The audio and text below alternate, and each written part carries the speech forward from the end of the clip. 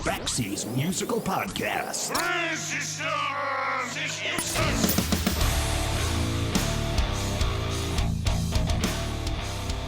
Between 1980 and 2010, when they released their final studio album, the band INXS released 12 records, which went on to sell a ridiculous 75 million copies worldwide. They were one of the biggest selling bands in Australian history, behind only AC/DC and the Bee Gees. And of the 70 different singles that they would release during those years, including 8 top 40 singles in the United States, nearly all of them were written or co-written by my guest today, Andrew Farriss. This was a band that had gone from being a popular Australian new wave band to a college radio staple to one of the biggest selling bands in the world in just a few short years, releasing songs like What You Need, The One Thing, Need You Tonight, Devil Inside, New Sensation, Original Sin, Never Tear Us Apart, and a bunch of others. This was a band that was on a serious roll until the tragic death of lead singer Michael Hutchence in 1997, 24 years ago. And while the band carried on for 2 more albums, it was Michael and Andrew Farriss that started the band in 1977. It included his 2 brothers, Tim and John Farriss, as well. And since then, Andrew has gone on to win nearly every conceivable Australian music award there is. His music with INXS was nominated for 3 Grammys and 11 MTV Video Music Awards. This year, Andrew Farriss has released his self-titled debut album. And while the album is a bit of a departure from what INXS fans might be used to, with a sincere and unapologetic leaning towards country music, there is no question that Andrew's talent, his craftsmanship, and his conviction is still very much intact. This is my conversation with Andrew Farriss of INXS on Backseas Musical Podcast.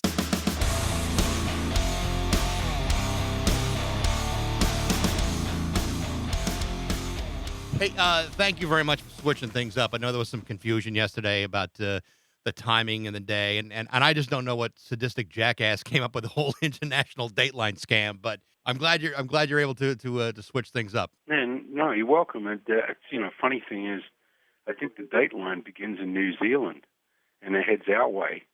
And I always wondered why New Zealand doesn't get to open the stock market. Right. I was thinking, I mean, you guys, your Wednesday is my Tuesday, and by the time my weekend starts, yours is almost over. You get Christmas presents before I do. It's just the whole thing seems to be very confusing. Yeah, it's a conspiracy. I think it is. So I've had a chance to listen to to spend some time with the record over the last couple of days, and I really like it. And it, when I first heard that you were going in this direction, my first thought is he's doing what? But then I'm listening to the record, and I'm hearing not just a lot of sincerity in what you're doing. And while there are elements of country in it, I'm still hearing a lot of Andrew Farriss in these songs. I mean, I'm hearing songs that could have been arranged to have been INXS songs. I mean, whether it's songs like "Come Midnight" or "Son of a Gun," even "Good Mama Bat," I'm still hearing you in those songs. Well, yeah, I guess the fact of the matter is that I had a big career with INXS, which I'm proud of, and I like that band. I think the guys are awesome musicians, my brothers, my friends, and we had a big ride together. But then again, it's also my personality. I'm a songwriter, and what I do, and I've got my own thing I do, and it's hard for me to stop doing that. Well, and it sounds like, I mean, there's been a pretty substantial period of time between INXS and now. It seems like you found yourself in a better place and certainly more confident to be the front man of this on this album. That's not something you've done a whole hell of a lot of in your career. No, that's true. And in the past, especially with INXS, Michael was he was one of those guys. He was one of those dynamic lead singer people that very hard to replace. He was really good at what he did. And he was a good lyricist too. But the thing is that, for me, I didn't want to ever compete with that. We used to joke about that with each other, and we used to say, look, I can't do what you do, and he said, I can't, and vice versa, So it was never really a problem, and we were lucky. And it wasn't like some other bands, I think, where you have two guys or two members of a band, guys and girls, whatever, and they're competing with the same instruments and the same style. We didn't work like that. We were very different. But that's where if you're saying I sound reasonably comfortable, that's where I am comfortable at the moment, is just being me. I think the first recollection I have of INXS was probably when I was in high school and Shabu Shaba came out. And then I was just, in researching this, I realized, oh my God, it's been 40 years since that came out. So that automatically makes me old. But on the other hand, I'm not the guy that wrote it, so I don't know how that makes you feel. But it's hard to imagine that that's been 40 years since that record has come out, or nearly 40 years. Yeah, well, that's one of the interesting things that you never really know as an artist. Whether your songs or your records are going to be interesting to people in a week, let alone 4 decades or something. You just have no idea. Yeah. And you launch into it and you do the best you can. Everyone's really the same like that. I think we're in INXS is really, really lucky as a band and fortunate was that we styled things a little different than other people were at the time with what we were doing. We deliberately kind of fused a sort of combination of funk and rock and kind of keyboard stuff all in at the same time. And we were experimenting with loops and samples real early on in our career. And, of course, that's what most pop music is now. That's where it's not surprising that some of our stuff circulates around the world on modern radio. And other acts have said that to me. They said, what is it with you guys? Why do you get on the radio and we don't? I said, well, probably because our material, we were using some of the same technology people use now. You also had, and maybe this is true or not. I mean, it depends on how you see it. You guys also had the benefit of being able to kind of find your voice a couple records in. It wasn't like a record company signs you and say, you're not going anywhere with this, and they stop it before you had a chance to develop. You guys really developed, and I think once Shabu Shaba came out, and then the Swing came out, and then all of a sudden now you're coming up with some of the biggest albums of the '80s. You had that opportunity to develop the craft of songwriting on your own, but also with Michael as a lyricist and just as a band. The more you guys were out, the better the band seemed to always get. Like there was always a progression with you guys. Yeah, thanks. I appreciate that. I think that's true. I think that we used to work at it. We didn't just, we were fortunate in that we were able to get on as people. I see a lot of bands and acts, it's really sad. They start arguing with each other, got issues, and throwing stuff at each other. And we never really got into that. We just thought that's a waste of time. Why don't we improve ourselves? And that's. I think you're right. I think we took that journey both in the recording studio and on stage. We really, really honed our craft, especially on stage. And probably one of my frustrations with the band's career later on was I actually wanted us to do more recording and a little less playing live. We were playing around the world all the time, whilst that was exciting and it's a great way to see the world, I think we worked in 52 countries.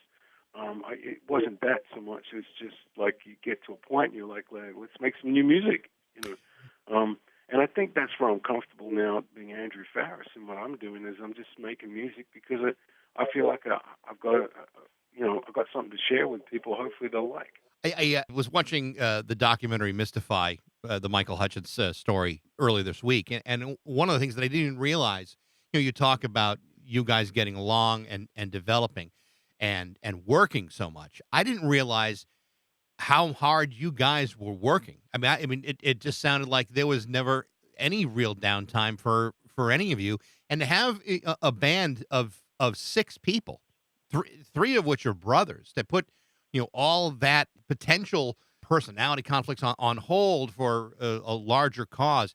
You don't see that very often in a lot of bands, especially as they get more and more successful. Yeah, I think that's true. But I also think, and I think you'll see this in other areas of work and other pursuits and other jobs and things where where it's really important that people work together for a common aim.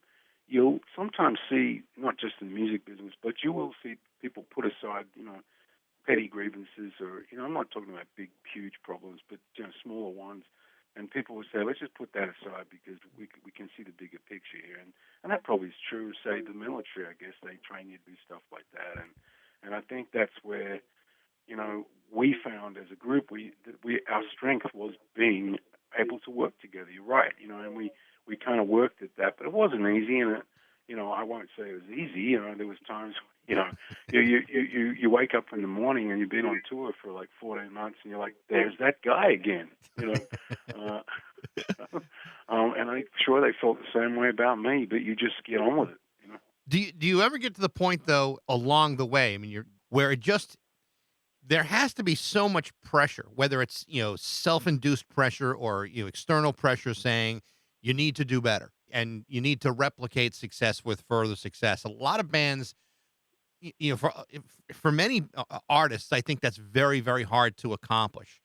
And in the documentary, there's one part where the record company didn't want to release. I think it was Kick.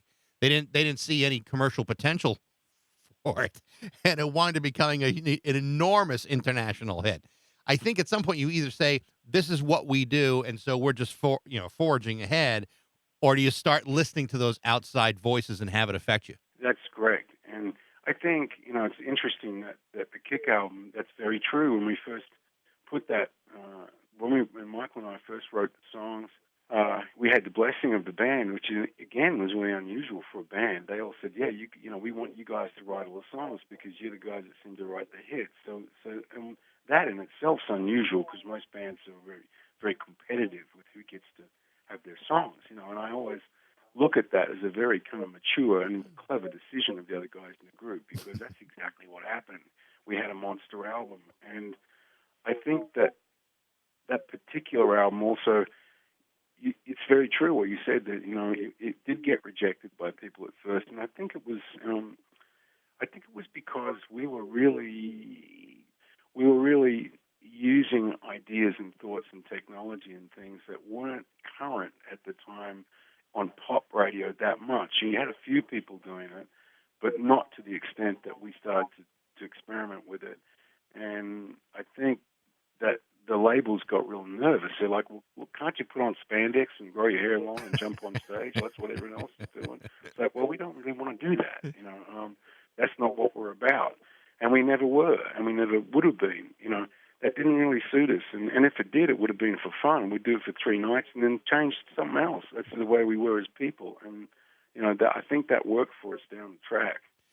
It's just it's funny to hear that story of a record company, not believing in something that you created, and then to have it go out and then be the biggest smash of your career. And anyone who listens to that record says, okay, well, that's a hit, that's a hit, that's a hit.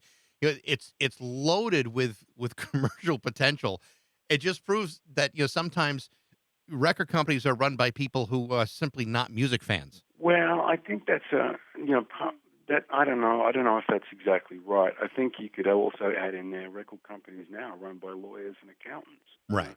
And I think they're counting money. And sometimes I look back at the people like Ahmet Ertegun and Jerry Wexler and those guys that were championing people like Ray Charles and other people in the old days. They were passionate music fans, and they were doing it because they loved the music. And I think all that kind of stuff comes into play. I think if people, especially in the arts, are doing things, with integrity, and they've got the right thinking for something, it's more likely you're going to get great music out of it. When you guys were touring to the degree that you were, and playing huge crowds, and it's night after night, you don't even know what city you're in half the time. I know that you got weary of that after a while. That you felt like you wanted to be creating music rather than the grind of always feeling compelled to perform it. Do you think the other guys were feeling the same exact way? Because I know in the documentary Mystify, it seemed like in a lot of ways Michael was feeling that too. And did you know he was feeling the way he was feeling? Yeah, I don't know. To me, a lot of that part of my life was really sort of what I call mountain climbing, and you're on your way up the cliff face, and if you stop, it's a long way down, and you're getting closer and closer to the top. The funny part of this conversation, in a way, is once you get to play the biggest stadiums in the world, and you get yourself all over television on the hit charts around the world in the top 10, you start thinking, where's the top of the mountain now? And I think that's the part that really can mess with your head, is that, and I think, again, we did that as a band. We burst our own bubble, actually. We started saying to everyone around us, agents, management people, we don't want to play stadiums for a while. We just want to play pubs. We want to play small places and clubs because we just want to get closer to our fans and start enjoying it like how we started off. Yeah. And also you get a gravy train going when you're a really, really big act and you've got all these people on the payroll that it's in their interest that you keep doing it. That's another thing. And they're all going to tell you should keep doing it. When Michael was going through like the last phase of his life, and what I had read this before, and then the documentary kind of confirmed what I thought was going on, and that was the incident where he was pushed off the bike and cracked his skull and suffered a traumatic brain injury. You see that a lot, and here in the States we talk a lot about that in professional sports and with our kids who are active, and I know people in my own life who have suffered through traumatic brain injuries, and it changes their personality, it changes their perspective. Sometimes they become more reckless, and back in the 90s we didn't know a whole hell of a lot about that. After 24 years since he died, do you have a different perspective on what happened to Michael now as opposed to when you were dealing with that tragedy? Well, I didn't realize we were going to be talking about this today, and it's a very personal subject. And all I can tell you is that I miss Michael. He was a good guy. He's an amazing singer, great songwriter, and he was my friend. We were school friends, and we grew up together. And yeah, look, but I'm not a doctor, and it's not my area of expertise. But what I can tell you is that I think a lot of people miss him. A lot of people miss, including me, and he's got a lot of fans and people that love him, and I miss the guy. That's about all I can tell you. And that's another thing that you're talking about, the length of time since he passed away. Well, during that time, I wasn't exactly doing nothing. It just wasn't all about music for me. I've been interested in agriculture. I'm also into, I have cattle and grains when it rains on a farm I've had for 30 years. I do other things, and I think that helps a lot in your life if you've got a balance of something else that you do, especially if you're doing it with other people who aren't in the music industry and they're outside the music industry, and these people, it helps you to sort of ground yourself when you're dealing with life, because the entertainment industry, it's a pretty strange thing, really, in many ways. It's really abstract, and it can be dangerous in its own way. But, and so for me, that's one of the, if I just talk about myself for a minute, be selfish, I just want to say, yeah, I miss Michael. But that's one of the things that helped me keep grounded is to not just, completely, jump in the deep end with the entertainment thing. Is I have other interests in my life. With the farm and being a part of the outdoors, and play into any switching direction to a more country sounding effort. Yeah, well, that's right, Mike. When we first started talking on this interview, you were talking about my record, the self-titled album I've got. I've also put out an EP called Love Makes the World. It's got 5 tracks on it, but my album that's out at the moment, that was one of the things is I've always been a songwriter. Anyone that knows my name and connects me with like we were talking about INXS before, and I've also worked as a record producer, both here and overseas, in various times and different styles of music, including country music here in Australia. I worked with an artist here called Tanya Koenigan 20 years ago, produced a record for her, and that introduced me to a whole bunch of people that play just country music, and I found that really interesting as a record producer, and that led me in a funny way to go into the journey that I've gone into. I just combine my songwriter part of it with the talent of these country musicians. And look, there's a simple, basic thing about country music, I think, that really, I don't know, as a friend of mine said, welcome to the dark side when we were talking about country. I was like, that's a funny phrase. Because it kind of is, everything, it doesn't, it's gritty. A lot of country music, very gritty. It gets to the core of what you're talking about with somebody pretty quick. And I think that that's a really healthy thing. I think that, it's not, it's not all about pop. It's about other things. And I think, and the same with the musicianship, people still like to play music live in country music. That's great, I'm a fan of live music, and I hope kids continue to be fans of live music, because I think it just, the world's a better place for that. How does it feel to get back on stage after all this time and to be playing stuff that's so different and so new? How has that been for you? Yeah, it's been good. It's been challenging. I'll be honest with you. Like you were saying, I'm now the front guy and I'm the lead singer and I'm doing all this stuff.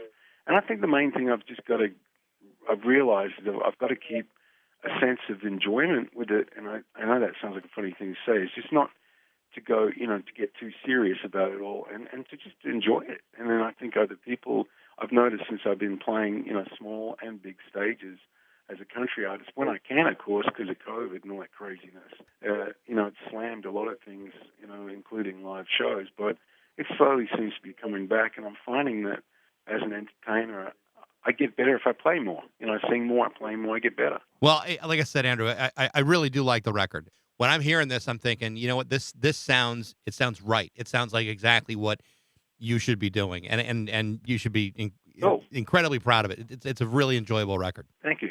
I think my journey as a songwriter has really helped me with that too, because I'm feeling a little less sort of I don't know. I don't need to compete in the pop sense.